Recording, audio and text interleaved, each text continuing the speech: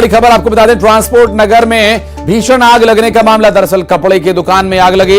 मौके पर पहुंची दमकल की गाड़ी आग बुझाने में जुटी हुई है। दरअसल ट्रांसपोर्ट नगर में भीषण आग लगने का मामला सामने आया और आग बुझाने की कोशिश लगातार जारी है। दरअसल कोरबा की ट्रांसपोर्ट नगर से यह पूरा मामला सामने आया। तस्वीरें हम आपको दिखा रहे हैं। आग की बेहद ऊंची उठती लपटें, अब देखिए काला स्याह धुआं और तपती हुई लपटें बाहर दूर से ही दिखाई दे रही हैं। मौके पर दमकल की गाड़ियां आग पर काबू पाने के लिए पहुंच गई हैं। आगजनी का एक और मामला सामने आया। ये ट्रांसपोर्ट नगर में कपड़े की दुकान में भीषण आग लगने का मामला। कपड़े की दुकान में आग कैसे लगी अभी तक ये स्पष्ट नहीं हो पाया है, जबकि कपड़े की दुकान में आग लगने के बाद की जो तस्वीर सामने आई वो डरा देने वाली है। बेहद ऊंची और भीषण लपटें वहां से उठती हुई दिखाई दे रही हैं। साथ ही काला स्याह धुआं भी यहां पर दिखाई दे रहा है। दरअसल आग बुझाने की कोशिश लगातार की जा रही है। दमकल की गाड़ियां मौके पर पहुंची हैं, आग पर काबू पाने के लिए प्रयासरत हैं और आग पर काबू पाने में कितना समय लगेगा ये तो कह पाना अभी मुश्किल है।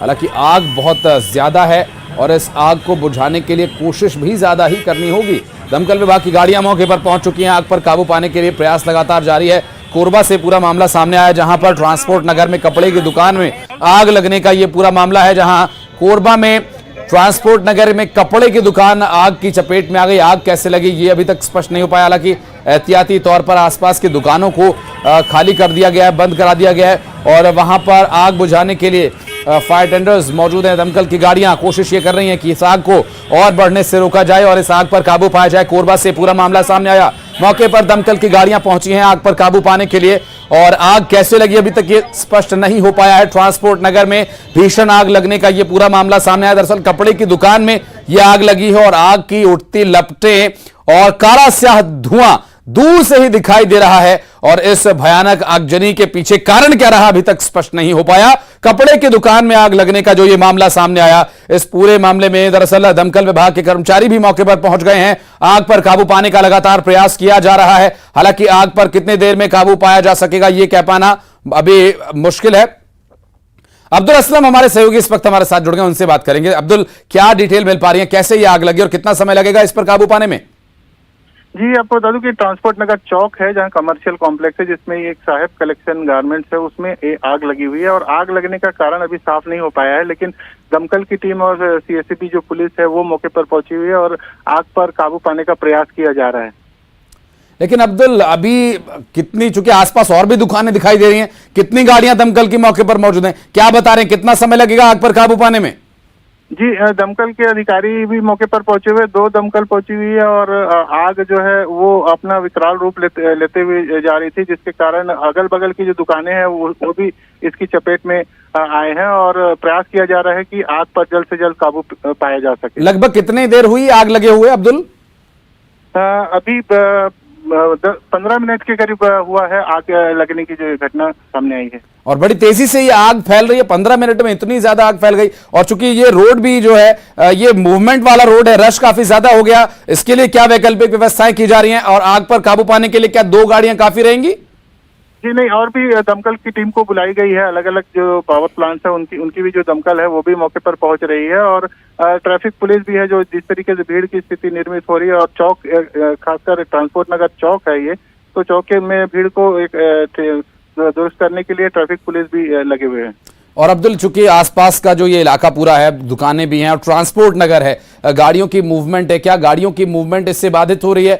दुकान के मालिक का इस पर क्या कहना है, स्थानीय लोगों का क्या कहना है इस पूरे मामले में, या किसी के हताहत होने की जानकारी? कोई दुकान में उस वक्त मौजूद तो नहीं था जब आग लगी थी? जी, अभी फिलहाल किसी के हताहत होने की बात सामने नहीं आई है, लेकिन जो संचालक है वो भी इसी प्रयास में है कि जल्द से जल्द आग पर काबू पाया जा सके। और क्योंकि तेज गर्मी भी है और जो दमकल कर्मी है उन्हें भी काफी परेशानी का सामना करना पड़ रहा है और जो ट्रैफिक है उसको दुरुस्त करते हुए रास्ता साफ किया जा रहा है ताकि जो दमकल की गाड़ी है और से जल्द और पहुंच सके और आग जल्द से जल्द बुझाई जा सके। बहुत शुक्रिया अब्दुल आपका जानकारी के लिए। और इस बीच ग्वालियर से एक बड़ी खबर आपको बता दें, हिट एंड रन मामले में घायल मासूम ने दम तोड़ दिया। 8 साल के मासूम को टक्कर मारकर दरअसल घायल कर दिया गया था। इलाज के दौरान इसकी मौत हो गई। मासूम ने दम तोड़ दिया। स्कूटर सवार मासूम को टक्कर मारी थी। हिट एंड रन का एक सीसीटीवी फुटेज भी सामने आया है, जहां पर एक स्कूटी को कार ने पीछे से टक्कर मारी और सीसीटीवी वीडियो में वो साफ दिखाई दे रहा है। गोला का मंदिर थाना क्षेत्र का ये पूरा मामला 7 जून को रात 11 बजे की ये दुर्घटना है। ग्वालियर में हिट एंड रन मामले में घायल मासूम ने दम तोड़ दिया और 7 जून को कार ने स्कूटी को टक्कर मारी थी और स्कूटी पर एक 8 साल का मासूम बच्चा भी बैठा हुआ था, जिसकी काफी चोट लगने के बाद उसे हॉस्पिटल में एडमिट कराया गया और बाद में पता चला कि उसकी मौत हो गई है। इसका सीसीटीवी वीडियो सामने आया। हालांकि अब इस पूरे मामले में कार्रवाई क्या कुछ की जाएगी ये भी देखने का एक विषय रहेगा, लेकिन एक मासूम बच्चे को एक कार सवार ने टक्कर मार दी और इस बच्चे की इस हादसे में मौत हो गई।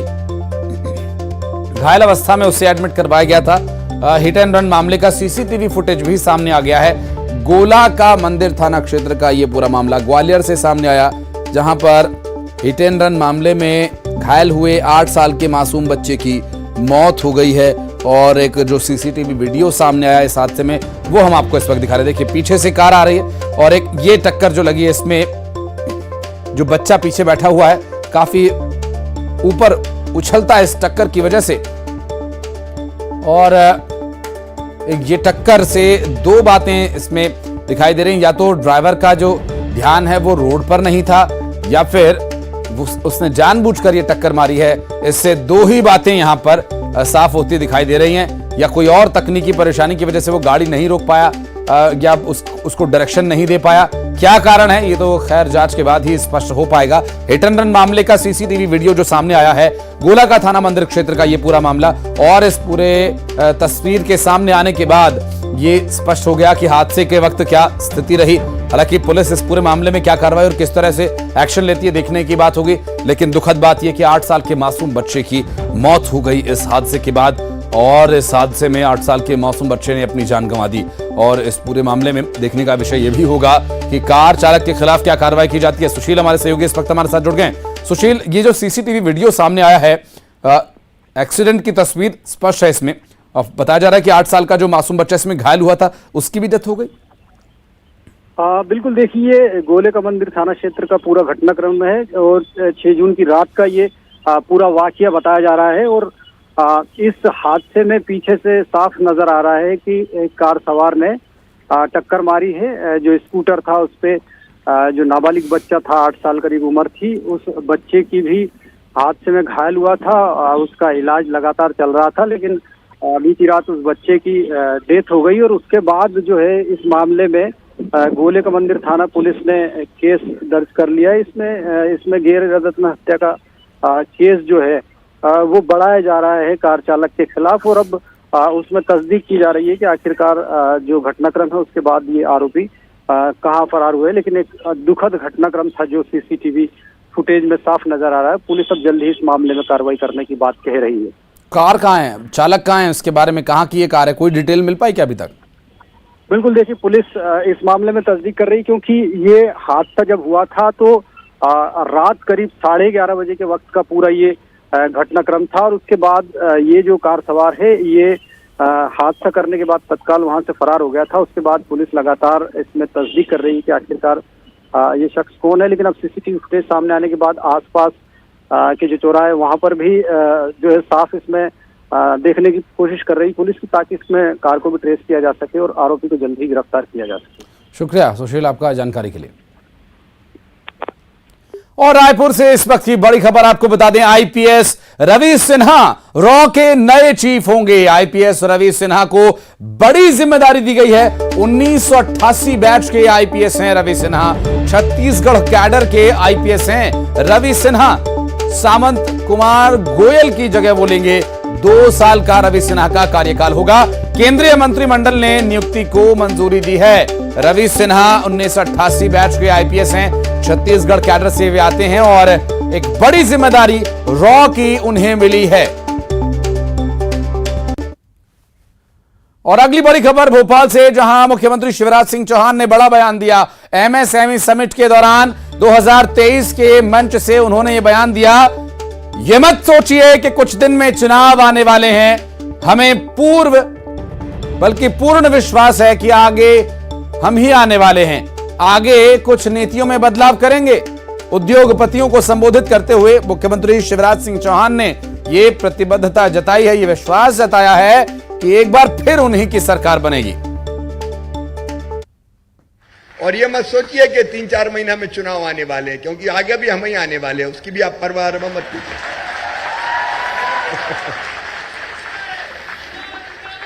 ये आत्मविश्वास से भर के करो, इसलिए आप खुल के विचार कीजिए।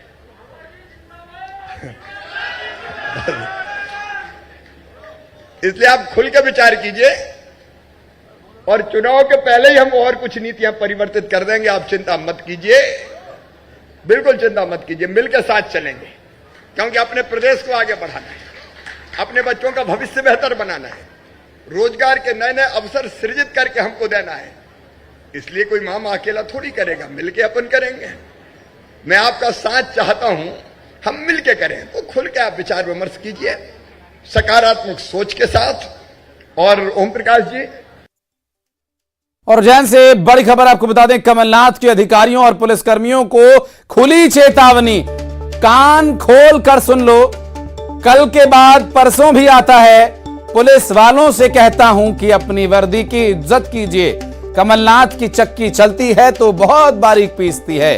कर्मचारी अधिकारी का सर्टिफिकेट जनता देगी, कमलनाथ का यह कहना है। कई कर्मचारी और पुलिस अधिकारी को मैं जानता हूं जो कई दिनों से यहां टिके हुए हैं। पास बचा है, क्या बचा है?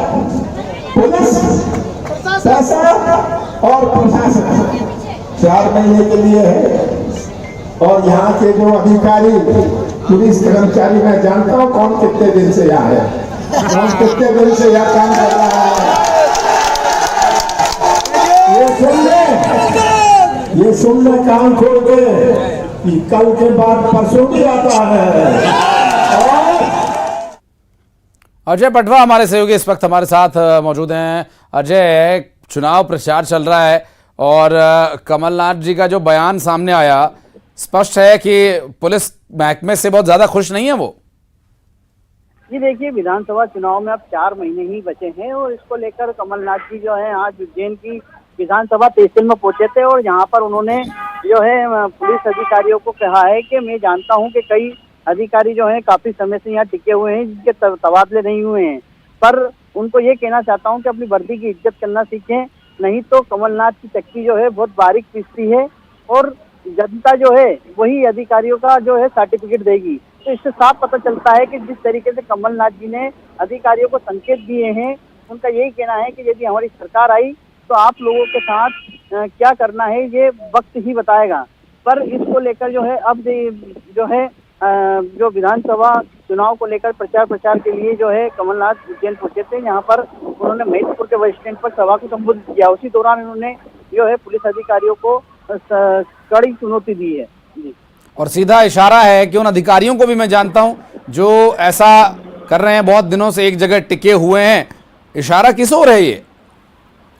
जी देखिए, कई अधिकारी ऐसे हैं जो काफी समय से, अभी कुछ दिन पहले ही कर्णी सेना ने जो है उज्जैन के पुलिस कंट्रोल रूम के बाहर प्रदर्शन किया था, क्योंकि यहाँ पर जो टीआई हैं उसके खिलाफ प्रदर्शन था, क्योंकि वो टीआई के खिलाफ जो है काफी समय से टिके हुए हैं जिनका हटाने की मांग चल रही थी। तो उसको लेकर कहीं ना कहीं जो कमलनाथ का इशारा था तो वो टीआई की तरफ ही था, जो काफी समय से ये टिके हुए हैं और कई अधिकारी जो हैं वो काफी समय से यहाँ जो है काम कर रहे हैं। तो कहीं ना कहीं कमलनाथ की जो इशारा है सिर्फ उन्हीं अधिकारियों के लिए था जो काफी समय से यहाँ टिककर काम कर रहे हैं और उनके तबादले नहीं हुए हैं।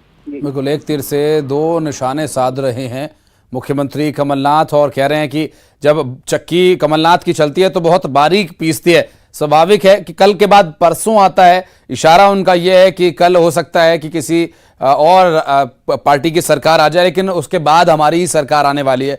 तो क्या ये वो स्वीकार कर रहे हैं कि कल किसी और पार्टी की सरकार आएगी, उसके बाद अगला नंबर कमलनाथ यानी कांग्रेस पार्टी का होगा? हालांकि कर्मचारी अधिकारी का सर्टिफिकेट जनता तय करती है।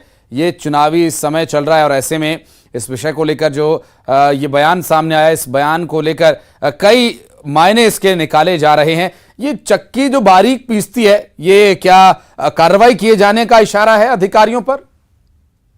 बिल्कुल, जिस तरीके से जो अधिकारी काफी समय से टिके हुए हैं, तो कहीं ना कहीं उनको ये संकेत है कि जो कर्मचारी काफी समय से टिके हुए हैं, वो जैसे ही कांग्रेस की सरकार बनेगी तो इन लोगों को तत्काल प्रभाव से उन स्थानों से हटा दिया जाएगा जी। और उनके ऊपर कोई बहुत शुक्रिया आपका इस पूरे मामले पर जानकारी के लिए। राष्ट्रीय अध्यक्ष से एक्सक्लूसिव बातचीत आपको सुनाते हैं, जो कि भारतीय जनता युवा मोर्चा के पहुंचे हैं छत्तीसगढ़। तो छत्तीसगढ़ में पीएससी को लेकर एक बड़ा आंदोलन भाजयुमो आज करने जा रही है। तेजस्वी सूर्या खुद यहाँ पर मौजूद हैं और वो इस आंदोलन को लीड कर रहे हैं। वो खुद हमारे साथ इस वक्त मौजूद है, उन्हीं से हम जानेंगे तो किस तरीके के सूर्या जी आज आंदोलन यहाँ पर कर रहे हैं, क्या आप लोगों की रूपरेखा, क्या सोच रहे हैं? पिछले लगभग 2 साल से 21 से लेकर आज तक